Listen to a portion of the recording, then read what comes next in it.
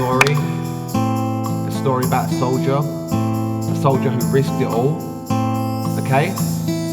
Just listen.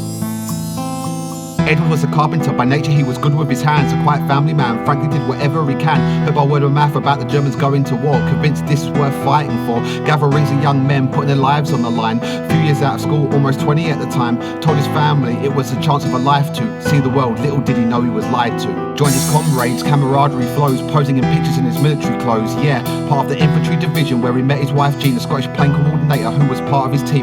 Fell deeply in love, so committed in an instant, said they'd be together no matter the distance. Got married real soon in a whirlwind romance. Everywhere he'd show her off, as they'd hold hands. Told Jean I've got to leave, not to upset you, but if I don't return my love, I'll never forget you. Spitfires getting closer, they attack like hell. Now imagine them, ducking, shrapnel shells, landmines exploding, stomach first in the mud, busted gas blinding soldiers, destroying their lungs, air raid sirens in his ears as bombs drop, cut to children climbing all aboard at one stop, bus to the country to escape the crossfire, vows if he survives that's where he'll retire, or at least take a family vacation.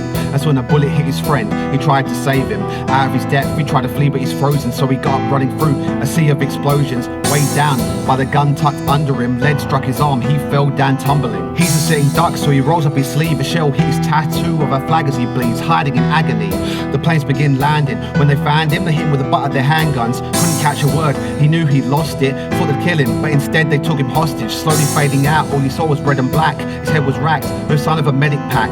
Soon Ed was starting to look dead in fact, if he survives no way are they keeping his head intact. He shed one last thought, a simple goodbye, no sound memory spared, for a soldier that dies alone without the comfort of solace, that's being honest, wondering if he'll get to fulfill his promise. They patched up his wounds, splashed his face with water, a change of pace was set in place in order. Instead of a case of slaughter, they kept him hostage. Red Cross sent food and tobacco by postage. He was allowed to write cards to his mother, sister and lover, overseen by the Luftwaffe, let them know he's okay, not to cause a panic spree, wasn't sure if he'd return, since the Japanese were against us now, morale's low and blank, saddened by stories of concentration camps. They can break our windows, they can't break our spirits, but then Hitler's demise came, he was glad to hear it. Yeah, Nazis surrendered, freeing the captured, he's lucky to be alive, packing his satchel, including postcards as he enters a plane to reunite with his family in the next few days. Gets to the airport, Jean stood there waiting, shaking, she kissed him and slowly embraced him, wiping tears from her eyes, thought she'd die alone. He squeezed her tight, sighing, it's good to be home. Flash forward a few years as he's watching TV, and distaste as was portrayed freely.